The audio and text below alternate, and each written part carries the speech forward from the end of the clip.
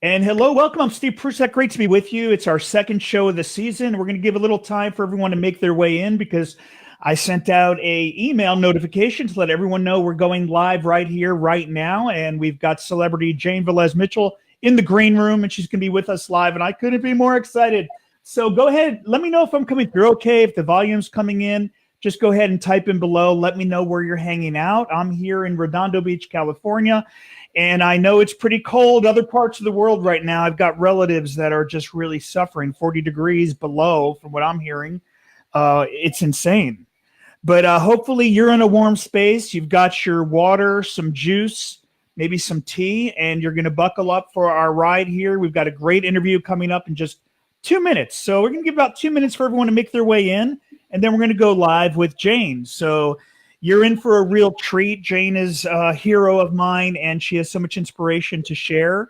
So you're at the right place at the right time to get this information and find out how you can get unchained and how Jane does it, how she's really sparking a revolution, and how you could start a revolution of your own and get involved with spreading a good message of health, compassion, and more this year. It's a new year, and I'm really excited. Diane wrote, yes, I can see and hear you. Bitter cold here in Cincinnati, Ohio. Diane, welcome. Glad you were able to tune in, and I'm going to go ahead and start because we're just about 2 minutes past the hour, and I want to get going here. So thanks for letting me know that everything's working on the technology side. Sometimes we go live, and I want to make sure everything's working. So thank you for that. I'm going to go ahead and start the show right now. And by the way, keep in mind, we will take questions at the end. So you'll be able to type them in and interact and connect with Jane too. And what a great opportunity for you. So let's get it going, starting right now. This episode of Juice Guru Radio is brought to you by Try Best, making healthy living easy. And I couldn't be more excited. Coming up on the show today, we've got celebrity Jane Velez-Mitchell, founder and managing editor of the nonprofit Jane Unchained News Network. She's doing incredible work. We're going to hear all about it right after this. So grab a tea, some juice, or water. I'll be back right after this with one of my biggest heroes, Jane Velez-Mitchell. And we're back. Hello, hello, hello. Thank you. And thank you for tuning in. We've got Jane Velez-Mitchell. I want to bring her on in just a second here, but a little about her. She's from JaneUnchained.com. We're reaching people all over the world with the plant-based compassion lifestyles. Hashtag Jane Unchained. Over 17 million video views a year through Facebook and her main website, which is the hub for all this goodness. I'm going to put the link under the show notes, Juice Guru Radio, for JaneUnchained.com. And if you're watching live on Facebook, I'm going to have the link here for you too. So don't worry, you'll get that. But she's the winner of the 4 Genesis Awards for the Humane Society of the United States, author of four books, including 2 New York Times bestsellers, and for 6 years hosted her own show on CNN Headline News. That's where my wife and I found her. She is an inspiration. She's worked with celebrity justice news anchor reporter for KCAL here in LA, WCBS TV in New York.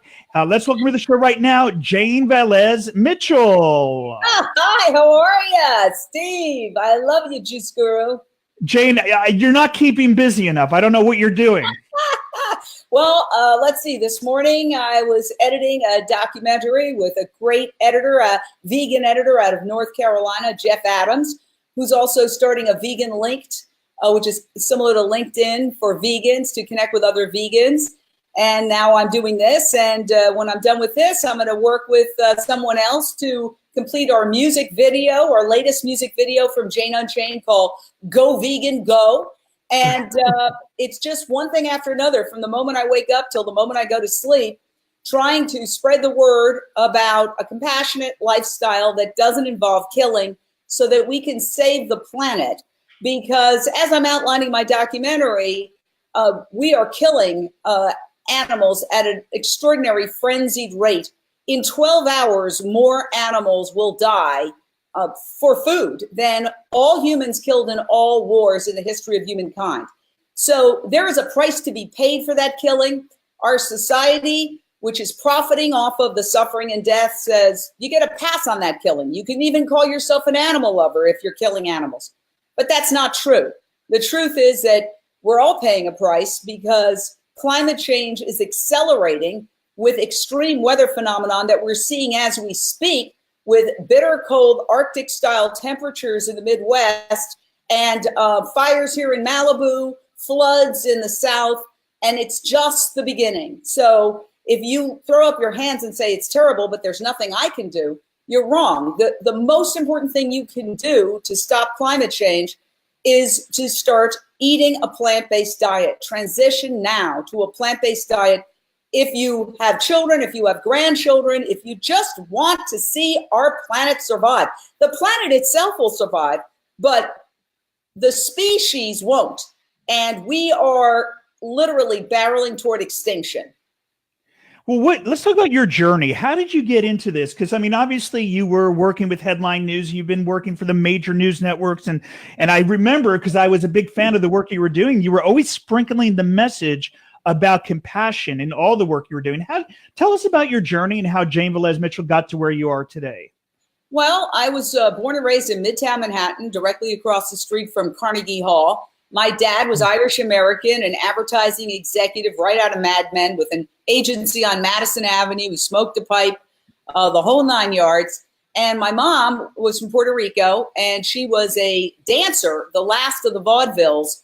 And she actually had an experience as a child in Puerto Rico. And she was born in 1916, before women even had the right to vote.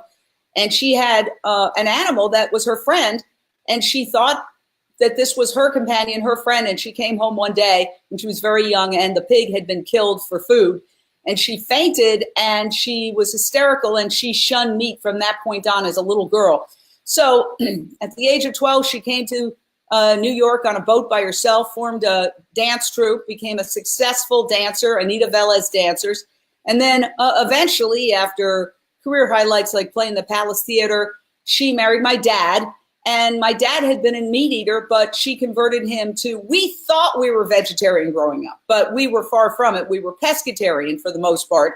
We ate fish, we ate eggs, we ate cheese, we drank cow's milk, but we thought of ourselves as vegetarians. We were really, I would call it primarily pescatarian, because we weren't even strict. If somebody were to bring a hamburger we had a country house on the east end of Long Island. If somebody were to bring hamburger meat for a cookout, nobody stopped them. Whereas today I wouldn't allow that to happen, obviously, in my house. But at least we were on the journey. My mother gave me an understanding that these were animals, that these were beings that had feelings. They are just like our dog and cat. And I say, who are just like our dogs and cat, not that. But unfortunately, in our society today, they're still considered property, and we can kill them. And, you know, while we may be able to get away with it legally, morally, ethically, spiritually, environmentally, and in terms of our own health, we suffer huge consequences. You know, heart disease kills 1 out of every 4 Americans. Heart disease, unless you're one of the rare individuals with a predisposition to high cholesterol, heart disease is caused by arteries to the heart getting clogged with plaque. Plaque comes from cholesterol. There is no cholesterol in plants. You can look at any vegan product, you will never see cholesterol, because animals produce cholesterol. We're animals. Animals are animals. So if we have high cholesterol, which leads to heart disease, it's because we're eating too much meat and dairy. And I've stopped even saying meat for the most part. I say eating animals and animal byproducts, because people are so divorced from the notion that they are participating in the torture and killing of animals. And, you know, I saw this woman wearing Be Kind t-shirt walking down the street. I said, you're vegan, right? You must be vegan if you're wearing a Be Kind t-shirt. She kind of looked at me like, so people love to say how kind they are and even, you know, tout their love of animals while they're participating in the worst killing of animals in the history of humankind in the form of factory farming of animals. These animals live in warehouses. They never see the sky. They never touch the grass. The only time that they get a breath of fresh air is on the ride to the slaughterhouse without food or water, sometimes for, you know, hours, days on end. It's a horror show. It's a moral abomination. I thank my mother for giving me the clarity that I was at least able to see it and get on the journey. And the good news is that The Economist said that this year, 2019, is the year veganism is going to go mainstream, and people are waking up. I saw that. That is exciting news.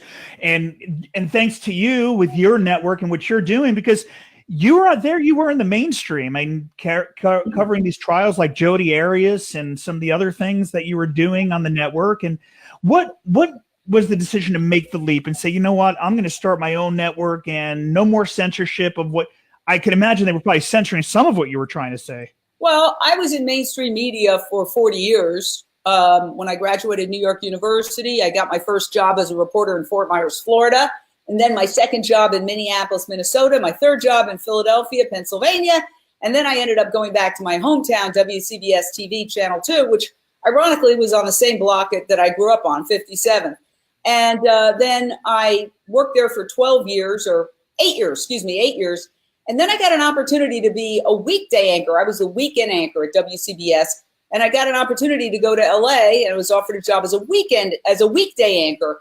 And to me, it seemed like a great career opportunity. Also, I was kind of done. I was done with the cold weather, even though it was my hometown, and I just grabbed it. And then I came out here. I was working at KCAL TV, which was based in the Paramount lot at the time. So it was a lot of fun. We had a great time. And during that time, the 12 years that I worked at KCAL TV, I hit bottom on booze, and I got sober.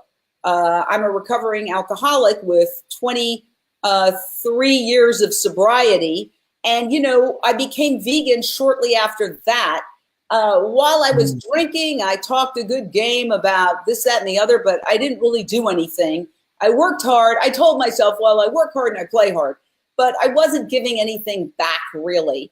And then when I got sober, all the energy that I used to put into dancing and partying and all those other things that people who drink a lot do, I had a lot of time on my hands. And also I had some clarity. And I realized that my behavior wasn't in line with my values.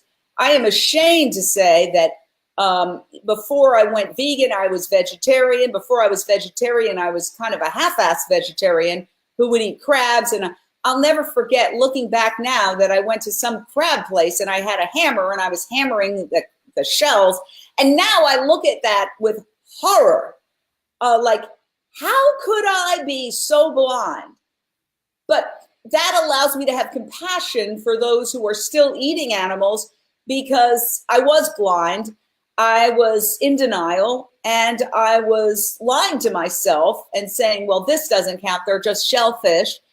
What happened was, while I was at KCAL, I interviewed a guy named Howard Lyman, a fourth-generation cattle rancher who had become famous for going on Oprah. What happened to him was he was a fourth-generation cattle rancher, and he got very ill. And he made a pact with God when he was going into the surgery and said, God, if you get me out of the surgery alive, I will reveal the secret horrors of the industry that I'm in, the animal agriculture industry. He survived. He wrote a book called Mad Cowboy. He went on Oprah and revealed some of the secrets. She famously said, that just stopped me cold from eating another burger. And the cattlemen sued her, and it became a big drama. And he became famous as a result. And so he was doing a book tour, and I interviewed him, around that time. I can't say if it was exactly before or after, but it was around that time, 22 years ago, approximately. And after I interviewed him, he and his publicist came out to my office and they said, we hear you're a vegetarian. And I said, yes. And they said, do you eat dairy? And I hung my head, because he had just told me about how the calves are ripped from the mothers, the boys are put in veal crates. He was telling me all the horrors of dairy. And I hung my head and I said, yes. And I looked at them and they pointed their finger right at my nose and they said, liquid meat, like that. And that's the moment I went vegan. I went vegan because they confronted me with my hypocrisy.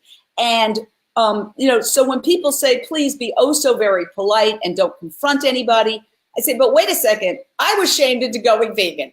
That was the moment that somebody confronted me with the truth. They didn't push me, they didn't throw red paint on me, but they confronted me. And so we need to confront people with the truth, because our culture is telling us a fairy tale. I saw an ad just last night on TV by the agriculture industry, and the government, the Department of Agriculture puts out these ads promoting dairy, because Americans are waking up and dairy is plummeting as we get these plant-based milks. Rice milk, soy milk, almond milk, hemp milk, cashew milk, the list goes on and on. Oat milk is now coming in. It's big in Europe. And they're trying to prop up this industry. That's not capitalism, by the way, capitalists. That is corporate socialism, okay? They're not playing by the rules. The government has the thumb on the scale and is trying to push dairy onto school kids, even though I would say everybody's lactose intolerant because we're not cows, but a good percentage of the population is officially lactose intolerant.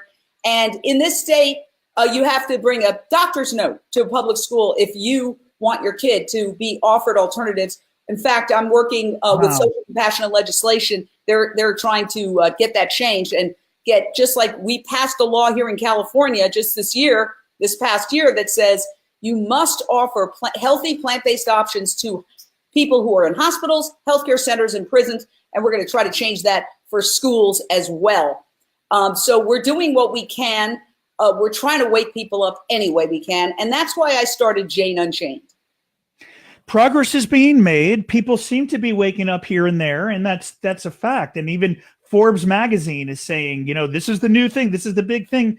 Investors are getting behind these imitation meats and things like that. And people seem to be waking up that this is the future. But when you look at the numbers, would you expect more people to be awake by now than there are? We do know more people are waking up. More people are eating plants. There's so many reasons to do it, from health to compassion to the environment. Three of the biggest problems on this planet: the health of ourselves, the health of our planet, and our, the beings that we share the planet with. These are three things that really will raise our consciousness. Are we making headway? And what was the reason for Jane Unchained? Why did you decide to start that network? So after I worked at KCAL TV, then I jumped to syndication. I worked at a show called Celebrity Justice. I ended up covering the Michael Jackson trial, and I got on Larry King Live, and I was filling in for Nancy Grace. And then I was offered my own show, which I had for 6 years in New York. So that was a great opportunity. Now at Celebrity Justice, I worked with PETA to do stories about celebrities and their animal causes. And it was a tabloid show. Usually celebrities and their publicists would literally run away from us. But because there's so many celebrities that love animals and have passion for animals, I was able to introduce some big celebrities. For example, Robert Redford, who wouldn't talk to a tabloid ever. He talked to me because he was concerned about the military sonar having a devastating impact on the whales. So I was always able to do animal stories. So then when I got the show at the CNN Headline News HLN, I mentioned, can I do an animal story once a week? And I don't know what their thought was. Maybe they thought I was going to do pet adoption, but I ended up doing very hard-hitting animal rights stories. I was showing pig gestation crates. In fact, some of the people putting the stories together said, I can't do this. The video is too tough for me to watch. But I feel very grateful always to HLN and CNN for allowing me to do those stories. That you got to give them some props for that. And also you should say their viewership was at an all-time high when you were coming out with that because of the trials that were. Yeah, it was good timing. I was able to get the word out, and I'm always grateful. And so when my show wrapped, I actually asked some of the people there who were pretty high rank, well, what would you suggest I do next? And they said, you've got a great niche. Why don't you just pursue that? So I felt like okay, good idea. And then my girlfriend, that snarky vegan girl, suggested, Jane, she joked to me one day. She goes, you're unchained. You can do whatever you want. Because, when you're a reporter, you can't go to protests. It's considered a conflict of interest. You've got to maintain your objectivity. And so I said, yeah, let's start going to protests. First thing I noticed when we went to protests in New York, it was bitter cold. It happened to be in the wintertime. Hundreds of people gathered in a protest, no media coverage. They're not videotaping it themselves. And people are cold, so they're just walking right by. And I was like, bingo, we need to bring some journalism and show this. So they graciously allowed me to keep my social media. And I started building up my social media. Now we have more than 900,000 likes on Facebook, facebook.com/Jane Velez-Mitchell.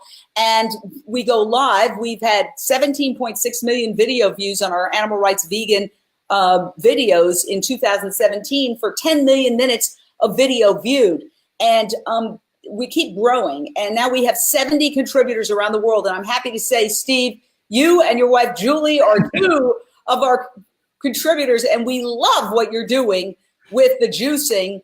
In fact, you inspired me to start juicing, because one thing we do at Jane Unchained is do a daily vegan cooking show every single day at 12:30, and we haven't missed a day since we started it. We do a cooking show. You've been on it, and you do your own. And we profile various people, chefs, professors, celebrity social media influencers, anybody who is vegan, cooking vegan food. And so... And that's Lunch Break Live. I have the hashtag up here. It's hashtag Lunch Break Live, right? Yes, Lunch Break Live. And it's been a big hit. People come up to me at Costco. Not that I go to Costco a lot, but I do try to support big box stores when they're adopting vegan items. So, I'll try to sometimes go there and buy tofu and edamame and other things to support that.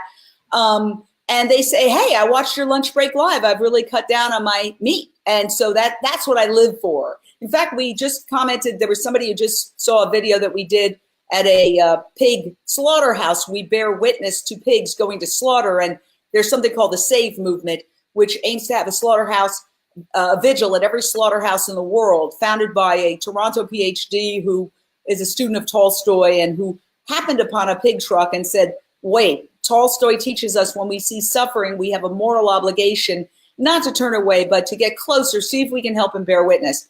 Her name's Anita Kreint. She was arrested for giving water to a pig. She brilliantly, with her vegan lawyers, put animal agriculture on trial. The charges were ultimately thrown out, and she started the Save Movement, which now has 600 vigils at slaughterhouses around the world, Europe, United States, Latin America, all over the world. And she wants to have a vigil at every slaughterhouse in the world and believes that when we achieve that, we will get to the point of having evolved to the point where we realize this is barbaric, medieval, unnecessary, bad for the planet, horrible torture for the animals, and terrible for human health. So we made a commitment to go live. We have 70 contributors. Jane Unchained has 70 contributors, volunteers, all volunteers around the world going live. We send them a stabilizer. We give them a Jane Unchained cap. There's the cap. And we say, go live. We have a code of conduct. We have some rules. Basically, don't attack. It's love-based, just like the Save Movement. Just try to wake the consumers up. So that's why I started it, because I saw this gap, and it kind of dovetailed with what one of the executives said. This is your passion. Go for that niche. And I said, yeah, it's a good idea. And as far as why it was called Jane Unchained, it was a joke that my girlfriend made. She goes, "You're unchained now." And then, of course, there's the analogy to the animals being chained, to unchain us. So that's pretty much the story of Jane Unchained. Well, it's really exciting. And I will say, I'm not biased, but you do have a new glow about you this year that's coming from the juice. I just know it. No, there is a new shine coming off you. I see it in your eyes and your skin. It's just this vibrant kind of thing that's coming along with the juice. So I'm glad that you've embraced that and brought that into your lifestyle. Well, let me say, completely transparent, I was doing this Lunch Break Live vegan cooking show. And, a lot of people say to us, well, what do you eat? And I can't give up cheese, and I can't give up ice cream, and I can't. And I'm always, you don't have to. So we've been profiling, vegan cheese. I now know how to make vegan cheesecake, vegan ice cream parlors, which we just profiled today, a vegan ice cream parlor here in LA. So consequently, guess what? We can now make everything, anything, including ribs, including wings.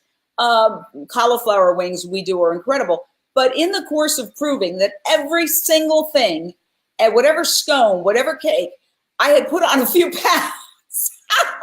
I did prove it, though.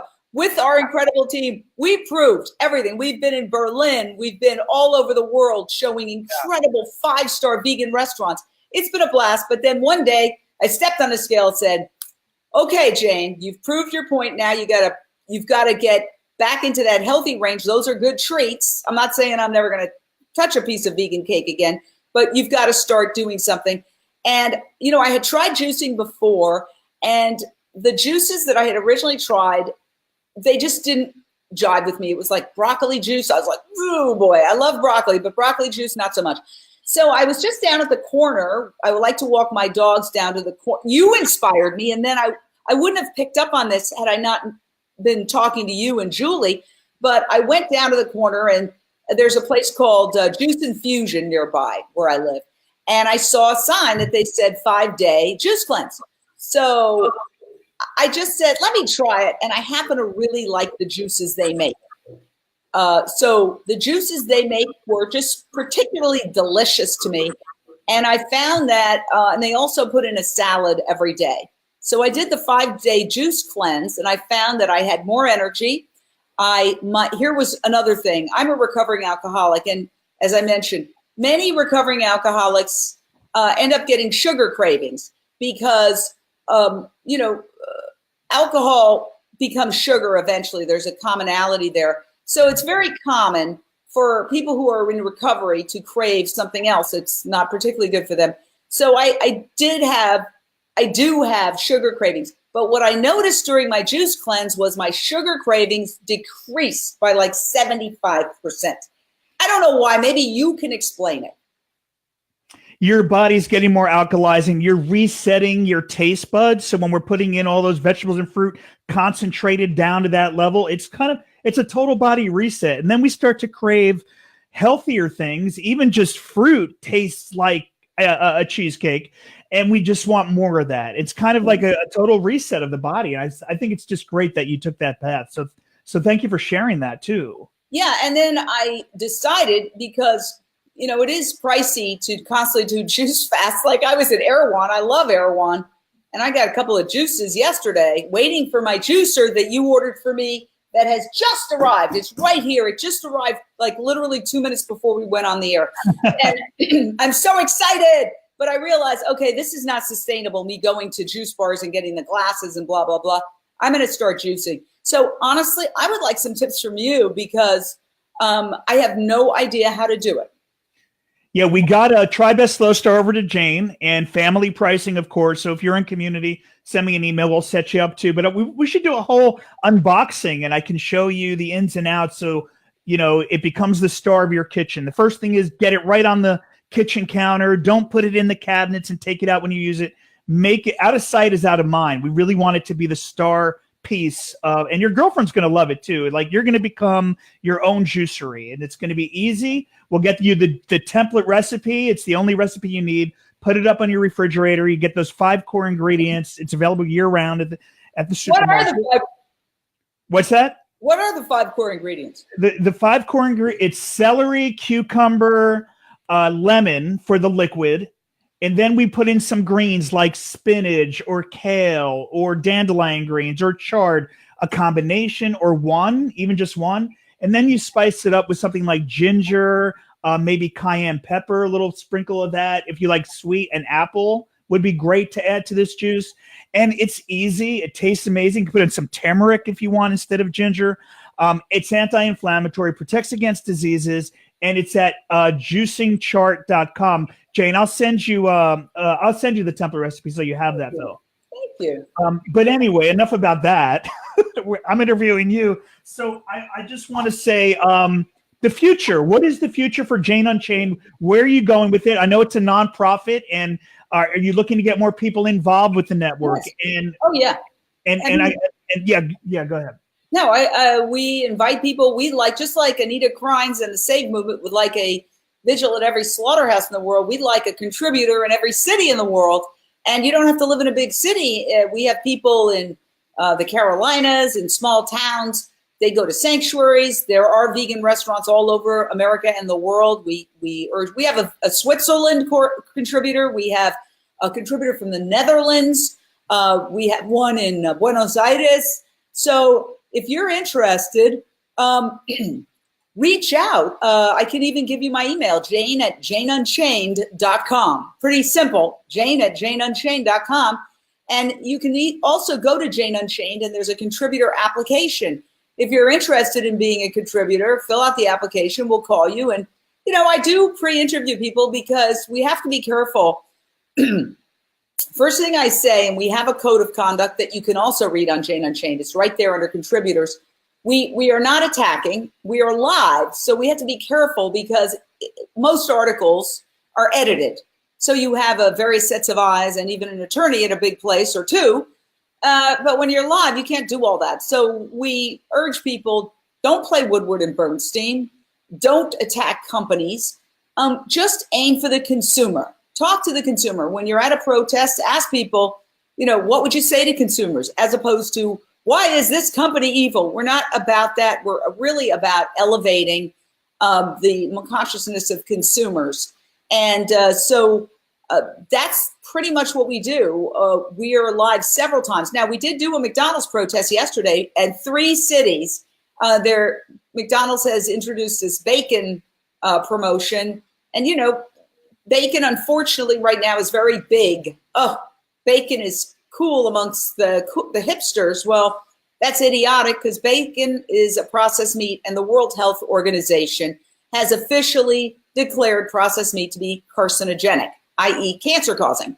So why are we promoting something that's cancer-causing, something that is intense use of resources leading to climate change, and also involves tremendous suffering of these animals who, sorry, Rico, but they're smarter than dogs. They have the emotional and intellectual development of 3-year-old human children. They can do basic calculations, and they've done all sorts of demonstrations with pigs to show how super smart they are. Why are we doing that? And, people are just very divorced from where their food comes from and who they are eating. And there is no nice way to kill an animal who doesn't want to die. This idea of humane meat is a myth. I don't think if I told you, hey, I'm going to kill you humanely, which, by the way, isn't done. But if I could kill you humanely, would you say, okay, that's all right, I sign up. Sure, go ahead. No. Animals want to live just as much as we do. They have family units. And we just have to change. We are killing wildlife because animal agriculture is using so much forest land that converts into farmland. Animals eat almost 40 times what they produce as meat or dairy. Think of it this way, okay? So a dog, anybody who has a dog knows you got to feed your dog at least once a day, probably 3 times a day, a couple of times a day when you include treats. God forbid you were to kill your dog. Think about it. Of course, your dog has consumed more food than the body parts would produce as meat. Sorry about that, Rico. I know he's offended. He says, I don't like that. Of course you don't. But we do it to point out that it's a highly inefficient food source. We are fattening up pigs and chickens and turkeys and goats and lambs and cows while human children are dying in the 3rd world of starvation. We could live in a world of abundance where everybody had all the food they want and then some. But what we've done is create false scarcity using meat so that we can make more money because it's the law of supply and demand. If there isn't a lot of something, you can make it more expensive. So we are creating false scarcity, and people are literally starving so that other people, elites around the world, can say, well, it's my choice. Well, everything's a choice. Driving the wrong way down the 405 is a choice. It's not a good one. Killing another human being is a choice. It's not a good one. It's not a moral one. And the thing that we also like to say, I do a weekly radio show where I talk about this on Voice America Influencers, is, there's so much depression right now in the United States. People are on antidepressants. They're hooked on drugs. And what are they depressed about? We are the richest society, arguably, the Western world, and yet they're so unhappy. Well, guess what? If you were to kill a human being, you would, unless you're a sociopath or a psychopath, you would be plagued by guilt. You would think about it. You would muse on it. You would maybe revisit the scene of the crime. Well, guess what? You're also guilty about killing the animals, because even though you're brainwashed and society tells you it's okay, those animals don't count, you don't have to worry about those pigs and those cows and those chickens. On some level, the subconscious is a lot smarter than the conscious mind. On some level, everybody knows they're killing, okay? Even though they get deeply offended if you point out that they're killing. And they say, well, I didn't kill this animal. No, even worse, you hired some poor bleep who doesn't have choice of what job he or she wants to do your killing for you, giving them PTSD, carpal tunnel syndrome, depression, domestic violence, alcoholism, drug addiction, all the things that come with killing day in and day out for a living. It has tremendously high turnover. people don't want to do it. They only do it because they have no choice. Your thoughts on lab-grown meat? Somebody had posted on my wall about that a couple of weeks ago. Steve, what do you think about lab-grown meat and the future of that direction? I'm wondering what you thought about that, Jane. I think anything that reduces suffering, when we go to these slaughterhouses and we see these animals coming in and the terror in their eyes, and they've just lived lives of misery, separated from their children, the females, by the way, if you're a feminist, all of these animals, no animal is making love on a factory farm. They are all raped. In fact, the industry term is rape rack for cows. And you can go on it. Watch Dairy is Bleepin' Scary by Aaron Janis on YouTube. A workman came in here yesterday, and I stopped in my tracks. He had said that, he was expressing interest. Anytime somebody expresses interest, I stop whatever I'm doing. I try to talk to them. Because if I get one person to give up meat and dairy, you save at least 250 animals a year. Sometimes a lot more than that. People are eating chicken wings for breakfast, lunch, and dinner, and bacon on their friggin' ice cream. So I explained to him, I said, look, cows have to be pregnant to produce milk. You know what he said? Cows have to be pregnant to produce milk? What? I said, what do you think? You're a grown man. You think that cows just produce milk automatically? No, they have to be impregnated. They are raped. The males are masturbated, and then they take the semen and they push it in. Go watch 5-minute video. Dairy is Scary, Aaron Janis. It shows everything. Of course, it says warning, graphic, because you're never going to see this on mainstream TV. They present this fantasy of happy cows. It's all BS. These animals are miserable from the moment they're born to the moment they die. Anyway, he watched it. I give him kudos for that. And he was, I can't watch this. I can't watch it. I said, just watch it. It's 5 minutes. I said, if you got the courage to go and buy a carton of milk, maybe you should have the courage to watch what goes into that carton of milk. Suffice it to say, I think there's a very good chance he's not going to drink milk anymore. So we have to get this information out. It's like back in the Soviet Union, where there was a Soviet state, and they said only certain information could come out, and certain brave people would have little pamphlets and say, here, read this. This is the truth. It's like that when it comes to factory farming here in America today. Because look at the advertisers: meat, dairy, fast food, pharmaceuticals, the industries that would collapse if people started eating healthy. And you know what? They can change, not necessarily the pharmaceutical industry. We wouldn't need all those pills for erectile dysfunction or high cholesterol or diabetes, all the things that they are making billions and billions and billions of dollars on. Have you watched TV lately? Every time you turn on the TV, it's just one pharmaceutical commercial after the next, if not fast food. And some of the ailments aren't half as bad as the side effects. And so we've got an opioid epidemic, and contrary to what certain people are saying, it's really not from drug dealers crossing the border. It's from doctors pushing mood-altering, highly addictive drugs on people when they have an ailment, and then getting them hooked, because there's no better customer, client, or patient than an addict. They will come back reliably over and over and over again for more of the drugs.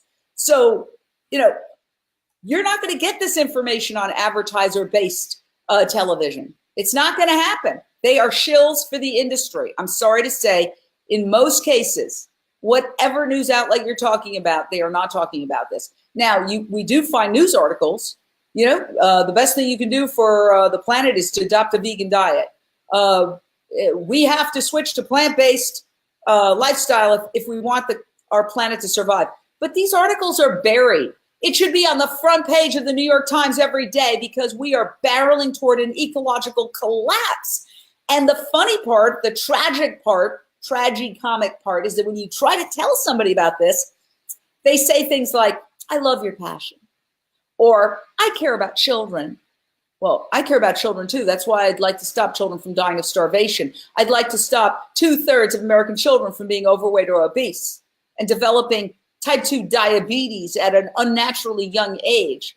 But there's a level of denial in our society, not amongst the millennials. Why? Because millennials aren't watching TV that much. They're on their phones. And thanks to you, Steve, and the work that Jane Unchained contributors are doing, and Plant-Based News, and World Animal News, and Live Kindly, and The Dodo, and One Green Planet, and all the social media influencers like Earthling Ed and James Aspey, and great, incredible vegan athletes, and the documentaries that are appearing on Netflix. The younger people are waking up. The millennials. The Economist said 2019 will be the year that veganism becomes mainstream, and that millennials and Gen Zers are the reason why.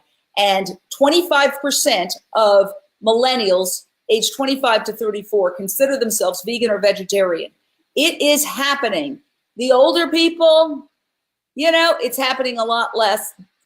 They're brainwashed. They're brainwashed by everything they see on the tube every day, by every billboard that's built into our freeway system saying 5 minutes to McDonald's, 10 minutes to Burger King.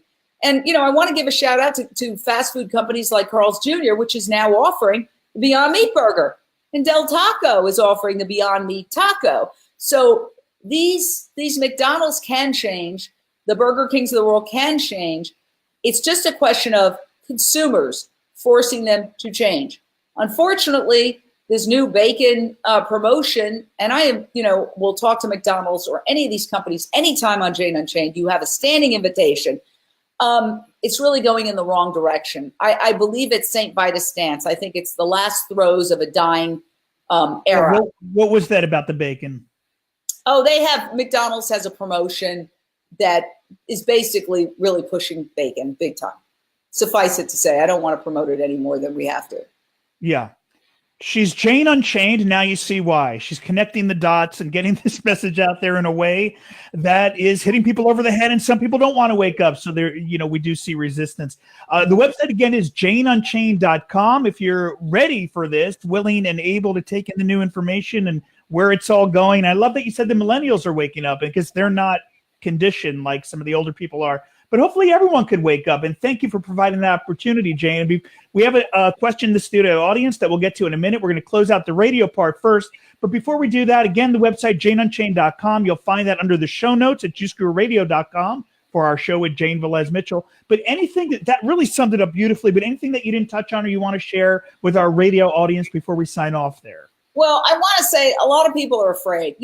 When I got sober, I don't come from up here. I understand what it's like to have cravings and addictions. I have a very addictive personality. And when I knew that I had a problem, I was so afraid because I literally thought, I will never have fun again. I will never enjoy the sunset again because I used to go out with my glass of wine and watch the sunset. I will never go to a party again. I will never go dancing again. I will never, never, never. Guess what? It was all my preconceived notions. In sobriety, we like to say there is a concept that will keep a person in everlasting ignorance, and that is contempt prior to investigation. Well, guess what? I got sober. I watch the sunset. I have fun. I go dancing. I'm happier at parties because I know I'm not going to make a fool of myself, or if I do, I'm going to remember it the next day. So it's the same thing with transitioning to a plant-based diet. You might feel it's a deprivation. It's not a deprivation. Deprivation does not work. It's not sustainable. You have to just, as they say in 12-step, half measures avail us nothing. We stood at the turning point and we had to let go with complete abandon. We have to let go of killing. It's toxic. It's not good for us. It's not good for the planet. It's not good for animals. It's bad for our souls. It's bad for our spirit. A woman called me up recently and she said, I'm feeling really depressed. What would you suggest? I said this to her. I said, I'm sorry to hear that. I said, why don't you try a compassionate lifestyle? Why don't you just try a diet where you're not killing for a while and see what happens? Because we're a happy lot. We are a happy bunch, us vegans. And we have kind of like a big vegan family across the world. And there's a certain joy in knowing no matter what you did today, you didn't kill. It's very liberating. It's very joyous. The food is delicious. There's no sacrifice. It's an adventure.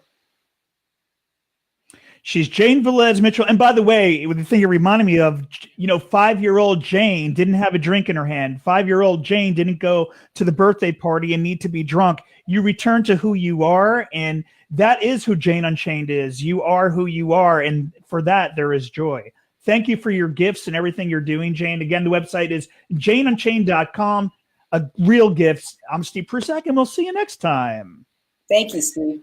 And we do have one question from the studio audience that came in. I want to read this from Diane. Do you have a minute for that, Jane? Of course. Diane said, can I, and I put it up on the screen so everyone can see, can I find the cooking info on your website or elsewhere? I follow you on Facebook and get your emails. Sad that I never made the connection to what I ate and the animals. Discovered this 20 years ago. To know better is to do better. Thanks for what you do. Well, first of all, Jane Unchained, we have all our lunch break lives on the website, and we include the recipes, either typed out completely or a link if the person's using a recipe from another website. So people always go, what do you eat? As I go to janeunchained.com, you'll find all these recipes. We make everything. We've never repeated a dish in like 3.5 years. So there you go.